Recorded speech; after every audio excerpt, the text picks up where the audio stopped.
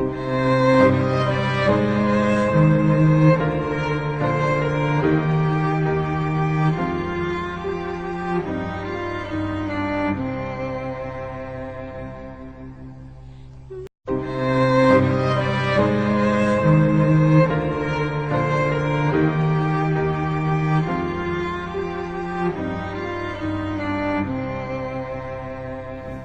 머리를 깎지도 않은 스님한테 법이 간 거 아니에요. 그렇잖아요. 이미 법이 간 거란 말이에요. 머리도 깎지 않은 더벅머리 총각에게 전법을 해버린 거란 말이에요. 홍인대사가. 이게 선종이에요. 이게 선종이라고. 법이 있으면 전하는 거란 말이에요. 그 어떤 체면이나 그 어떤 형식에 구애받지 않고. 얼마나 간단 명료하고 단순하고 확실해요. 그 다음에 이제 해능대사 해능대사까지는 한 사람에게만 이렇게 법이 전해졌어요. 물론 다른 제자들이 몇 있긴 했지만 그냥 주로 이렇게 한 사람에게 짝짝짝짝 법이 전해져 왔는데, 해능대사 밑으로 이제 기라성 같은 제자들이 출현합니다. 해능대사 밑으로 정말로 막 기라성 같은 제자들이 출현해서 전법을 받은 제자만 35명이라 그래요. 해능대사에게 전법 받은, 그러니까 전법이라는 건 네가 깨달았다. 인가를 해준 사람, 인가를. 그러니까 인가 안 받은 사람들까지 치면 엄청난 거죠. 제가자들까지 또 치면. 제가자들 중에도 인가 받은 사람이 있고. 그러니까 이 해능대사 때에 완전히 이제 조금 이 선의 바람이 불기 시작하는 거예요. 그게 이제 해능대사 다음 때, 손자 때에 가면 이게 태풍으로 변해요. 근데 해능의 제자 중에 그래도 가장 우리가 법을 전한 제자, 수제자, 뭐 상수제자 이렇게 치면 회양입니다. 남학회양. 예, 해능대사와 회양의 전법기원 한번 살펴볼까요? 한번 같이 읽어봅시다. 시작.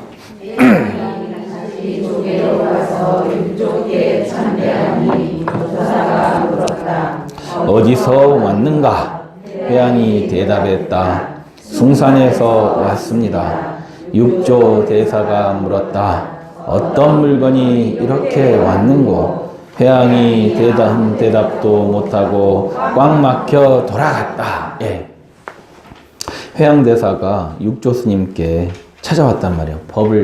진리를 배우러, 불법을 배우러. 어디서 왔는가? 주명회장님 어디서 오셨습니까? 예. 사실 신현동에서 왔습니다. 그러니까 어떤 물건이 왔는고 그랬단 말이에요. 어떤 물건이 왔는고 그랬단 말이에요. 그 다음 질문이 어떤 물건이 왔는고? 공보살님 한 말씀 읽어보십시오. 어떤 물건이 왔습니까? 어떤 좋은 물건이 왔습니까? 이 정도면 대단한 거예요. 지금 여기 남학회양대사는 한마디도 못하고 야, 회양대사보다 훨씬 나으시네. 그죠? 예, 이 정도면 득도라고 봐야 돼요. 남학회양대사는 입이 딱 얼어붙어 버린 거예요. 아무 대답도 못한 거예요. 꽉 막혀버린 거예요, 그냥. 그리고는 돌아가서 숭산에서 묵언하면서 몇 년을 이제 그 답을 찾은 거예요. 그래가지고 이제 온 거야, 다시 육조대사한테.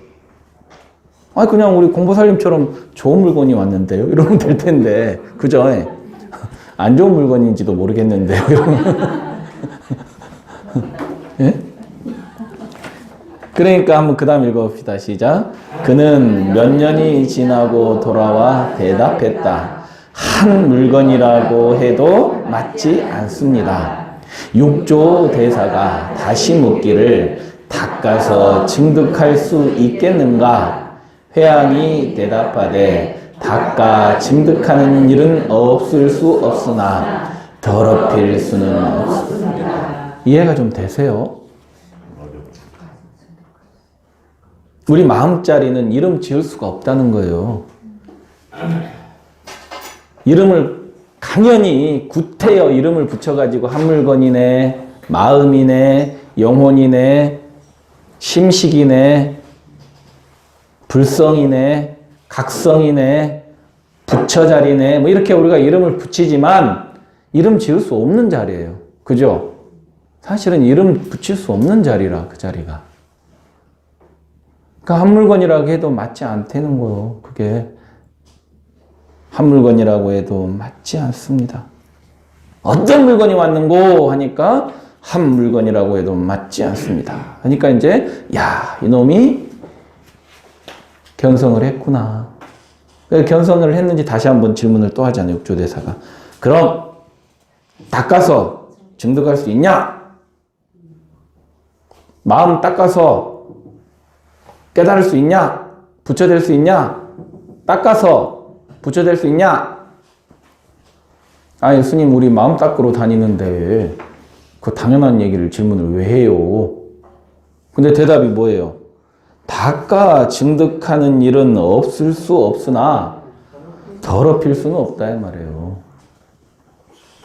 예? 이해가 되셔요? 우리 마음 본래 우리 마음자리 불성자리는 그 무엇으로도 더럽힐 수 없다는 거예요. 본래가. 근데 우리는 더럽혀졌다고 생각하는 건데 그게 착각이라는 거예요. 더럽히려고 해도 더럽힐 수 없어요. 근데 우리는 더럽혀졌다고 생각하죠. 착각이라고 그게 착각. 착각은 어떻게 해야 돼? 착각은 어떻게 해야 돼요? 그렇지. 깨야 되지. 벗어나야지. 사로잡힘에서 벗어나면 돼요.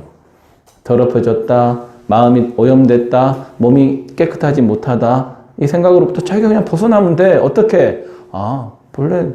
나는 본래 더럽힐 수 없는 존재니까. 몸과 마음 모두.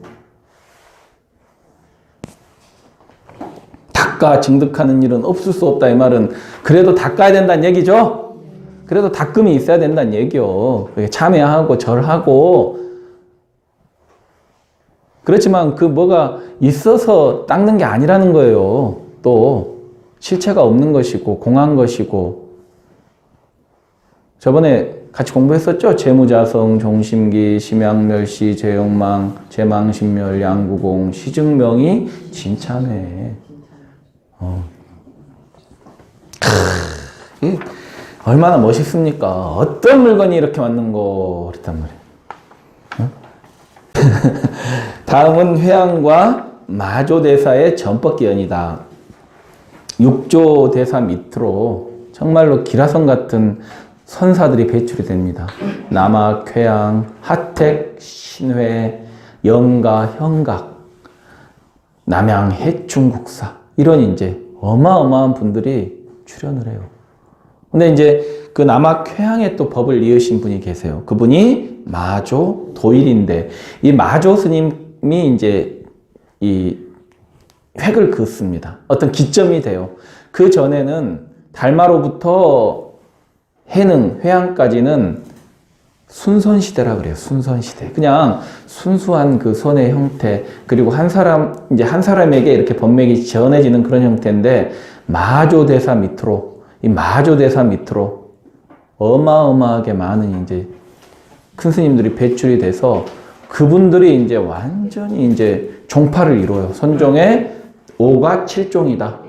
5개의 종파, 그리고 2개를 더 보태면 7종. 5가 7종. 임재종, 위양종, 운문종, 법안종, 조동종 이런 이제. 그래서 이 마조대사를 조사선의 시원이다 이렇게 얘기합니다. 조사선, 조사선, 시원. 한번 이제 우리가 마조까지만 살펴보고 이제 넘어갈 겁니다. 더 밑에까지는 내려가지 않고요. 한번 같이 한번 읽어볼까요? 시작. 도일이라는 사문이 정법에서 매일 자상하고 있었다. 대사는 그가 법기림을 짐작하고 곁에 가서 물었다. 무엇을 하고 있습니까? 예, 자선하고 있습니다. 대덕은 자선을 해서 무엇을 하려 하시오? 도일이 대답했다. 부처가 되려 합니다. 해양대사는 바로 나가서 벽돌 하나를 가지고 와서 절 앞에 바위에다 대고 갈고 있었다. 예. 도일이라는 이 젊은 스님이란 말이야. 젊은 스님. 도일 대사가 이 젊은 스님이에요. 젊은 스님인데 아주 열심히 참선을 했어요. 막 중국 천지에 다 소문이 난 거예요. 젊은 스님이 막 일어서지도 않고 하루 종일 앉아 있고 몇 날 며칠을 장잡으라 하고 그렇게 자선을 열심히 한다고 소문이 난 거예요. 근데 회양대사가 그가 법기임을 알고 큰 그릇인 줄 알고 딱 가서 보니까 공부 방법에 문제가 있었단 말이에요. 그래서 무엇을 하고 있습니까? 그러니까 자선하고 있습니다. 자선해서 무엇하려 하십니까? 부처되려고 그럽니다. 그랬단 말이에요. 그러니까 느닷없이 뜬금없이 회양대사가 밖에 나가가지고 벽돌 하나 가지고 와가지고 절 앞에 있는 바위에다가 막 대고 갈고 있는 거예요. 돌 가는 소리 얼마나 듣기 싫어요. 귀에 거슬리잖아요. 되게 거슬리잖아요. 그러니까 이제 뜬금없는 행동이지. 뜬금없는 행동. 왜 그랬을까? 한번 읽어봅시다. 시작. 도일이 이를 보고 물었다. 스님, 무엇을 하시렵니까? 회양대사가 대답하기를 거울을 만들려 하오. 도일이 말했다. 벽돌을 간다고 거울이 되겠습니까? 회양대사께서 버럭 소리를 지르며 말했습니다. 앉아만 있다고 어찌 부처를 이루겠는가? 도일은 어안이 벙벙하여 물었다. 그러면 어찌하여야 하겠습니까? 회양대사가 대답하였다. 사람이 수레를 몰고 가는데 수레가 가지 않으면 바퀴를 때려야 하겠소, 소를 때려야 하겠소. 그랬단 말이에요. 귀에 거슬리니까 도일이 큰 스님, 왜 저기 바위에다가 돌 갈고 계세요? 그러니까 거울 만들려고 그러는데 돌 갈아가지고 거울 만들 수 있어요? 그렇죠. 그러니까 도일이 아니 벽돌 간다고 거울 됩니까? 그랬더니 뭐라 그래요? 회양대사가 버럭 소리 지르면서 앉아만 있다고 부처되니? 딱 그랬단 말이에요. 앉아만 있다고 부처되냐? 그랬단 말이에요. 어안이 벙벙 벙벙 이제 탁 그럼 어쩌야 됩니까? 그러니까 사람이 수레 몰고 가는데 수레가 안 가면 수레바퀴를 때려야 됩니까? 소를 때려야 됩니까? 물어봤다. 뭘 때려야 돼요? 소 때려야지. 소를 때려야 수레가 가지요. 그죠? 네. 여기서 소는 뭘 의미해요? 여기서 수레는 뭘 의미하고? 수레는 우리 몸뚱아리를 의미하죠? 수레는 우리 몸뚱아리 의미하잖아요. 소는 우리 몸뚱아리 끌고 다니는 그놈. 어떤 놈이 왔는 거요? 할 때 그놈. 그러면은 우리가 그리고 몸뚱아리만 요러고 있다가 이게 자선이냐 이 말이에요. 아니 절에 이제 기도하려고 왔는데 친한 도반이 평상시에는 기도 열심히 안 하는 도반이 법당에 턱 앉아가지고 참선을 턱 열심히 하고 있어요. 놀래를 놀자야. 놀래를 놀자라고. 4시간을 그러고 앉아있어. 꼼짝도 안 하고. 그러면 여러분들 뭐라 그래요? 이야 모시기 보살이야. 막 발심했나 봐. 이제는 열심히 정진하려고 작정했나 봐.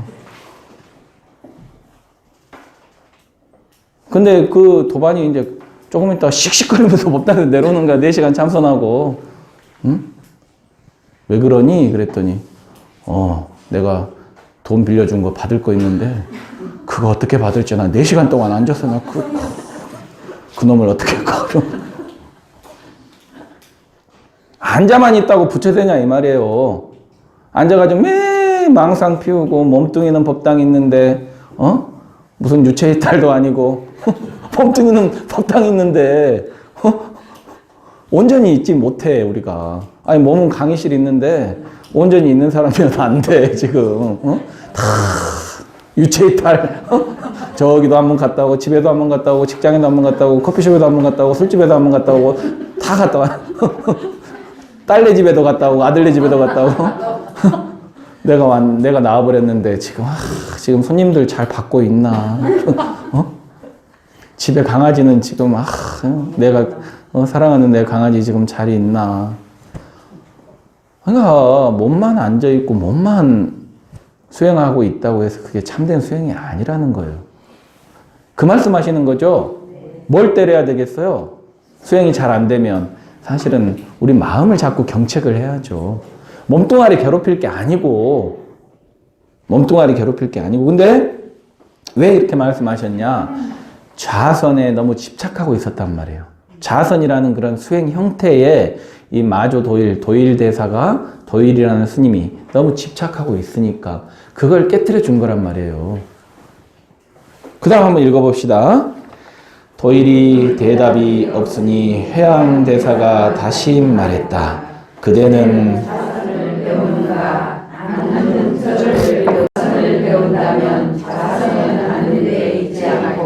만일 앉는 부처를 배운다면 부처는 일정한 형상이 아니다. 머무는 것이 없는 법에 대하여 취하고 버리려는 생각을 내지 말라. 그대가 만일 앉는 부처가 된다면 부처를 죽이는 일이요. 앉는 일에 집착한다면 그 이치를 통달하지 못한다. 도일이 회양대사의 가르침을 듣고 마치 제호를 마신 것 같이 기뻐하며 절하였다. 예. 그래도 좀 마음에 와 닿으시죠? 좀 너무 어렵습니까? 그렇지는 않으시죠? 우리가 뭐든지 집착하면 안 된다는 거예요.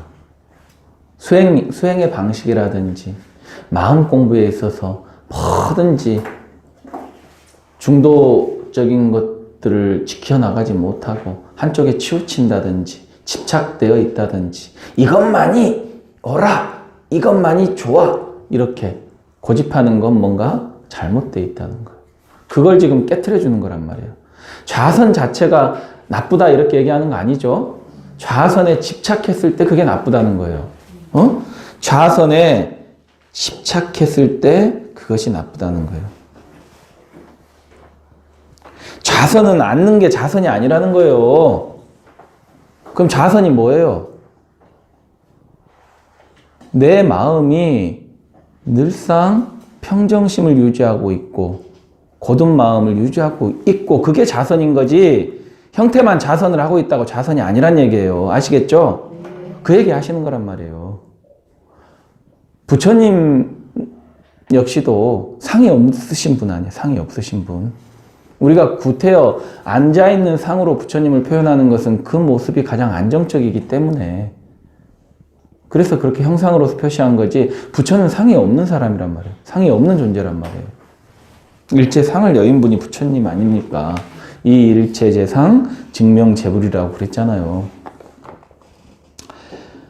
제호를 마신 것 같이 기뻐하며 절하였다. 이 제호가 뭔지 아시는 분 혹시? 제호. 자주 나오죠? 제호. 까먹었어요? 감노수? 감노수는 아니에요. 물은 아니에요. 여기 자비도랑 참법에도 보면 자주 나오죠. 제호. 뭐 타락도 나오고. 타락은 치즈를 얘기하고 제호는 우유 있죠. 우유를 얘기하는데 그냥 생우유가 아니고 약간 뭐라고 해요? 이렇게 숙성시킨 우유 있잖아요. 걸쭉한 거. 그러니까 예전에 스님들이 그 영양식으로 유일하게 먹을 수 있는 게 스님들이 영양식으로 유일하게 먹을 수 있는 게 우유잖아. 우유 제품. 예, 유제품. 예? 그런가? 아무튼 뭐 한번 찾아보세요. 아무튼 우유 종류인데 뭐 타락도 그렇고 제호도 그렇고 다 우유 종류인데 우유는 여러 가지 가공법이 있잖아요. 그것 중에 하나인데 제가 알기로는 그 걸쭉하니 그 영양식으로 죽처럼 우유죽 비슷하게 먹을 수 있게끔 이렇게 이제 된 게 제호라고. 근데 왜 제호는 이렇게 최고로 좋은 걸로 비유가 돼 있을까? 스님들한테는 이제 최고로 좋은 음식이기 때문에. 예? 그렇죠. 단백질. 예, 단백질, 우유로 이제 단백질을 보충하니까 예전에 이제 부처님께도 공양을 올리면 제일 많이 올렸던 게 우유 공양. 수자타가 올렸던 공양도 뭐예요? 우유죽이잖아요. 우유죽. 유미죽이라는 게, 유라는 게 그 소유자잖아요. 전유자. 그러니까 그 소젖을 이렇게 쌀을 이렇게 해가지고 쌀 우유죽이지. 예. 그렇게 해서 드셔보셨어요? 쌀 넣어가지고 우유죽 끓여보셨어요? 그렇게도 드시나 봐요. 이렇게 해서 이제 마조, 도일, 대사까지 좀 살펴봤는데, 아까도 말씀드렸듯이 달마로부터 마조 때까지는 우리가 순선 시대다 그랬죠? 마조 때부터 이제 조사선 시대가 열린다. 그리고 이제 그 이후에 송나라 송말에 대종고라는 스님이 출현해요. 그 스님 역시도 바로 이 법맥을 잇는 스님인데, 이 대종고 스님에 의해서 가나선이라는 이제 선법이 만들어져요, 이제. 가나선은 나중에 생기는 거예요. 대종고 스님 때 후대에, 아주 후대에. 그래서 이제 요 밑에 보면 뭐 선불교의 특징 및 종지가 나와 있죠. 이거 좀 살펴보고 가자면, 선불교에서는 어쨌든 기존 불교의 어때요? 관습을 철저하게 탈피하고 있다. 말씀드렸듯이 그 당시에 중국의 종파주의, 교학불교에서는 딱 과정이 이미 정해져 있어요. 스님이 출가하면 딱 4년 동안은 계율을 공부하고, 그 다음에 또 4년 동안은 부처님의 교학, 경전을 공부해야 되고, 그런 과정을 다 거치면 또 다음 과정을 공부하고 해야 어때요? 전법을 받을 수 있고, 인가를 받을 수 있고, 큰 스님으로 추앙도 받을 수 있고, 존경도 받을 수 있단 말이에요. 정해진 그 과정을 마쳐야 돼요. 근데 지금 여러분들이 보셨다시피 선불교에서는 그런 과정이 필요해요?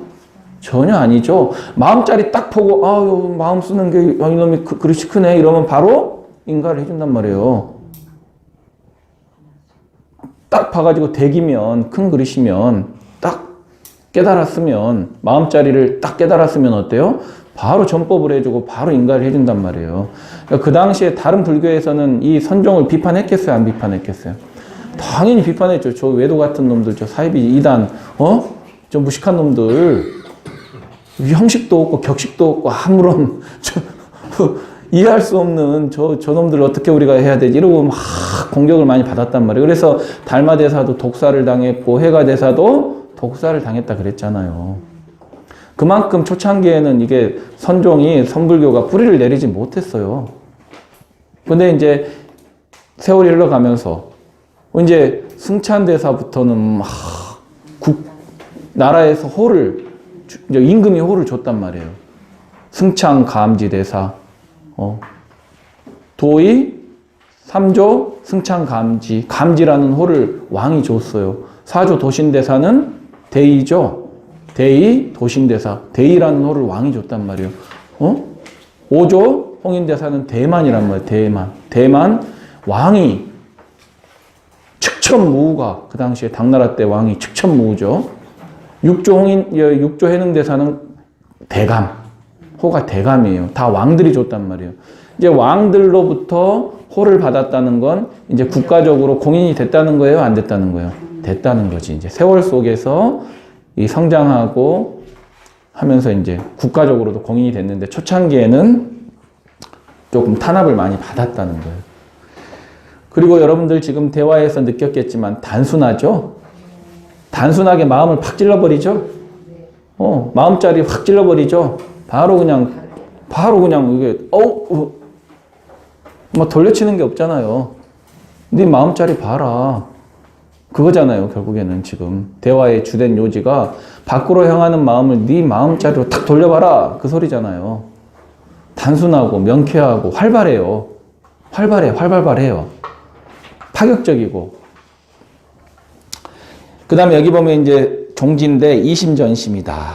이심전심. 마음으로서 마음을 전하는 거란 말. 마음으로서 마음을 전하는 거다. 좀 쉬었다가 할게요. 시간이 많이 지나서 15분 쉴게요.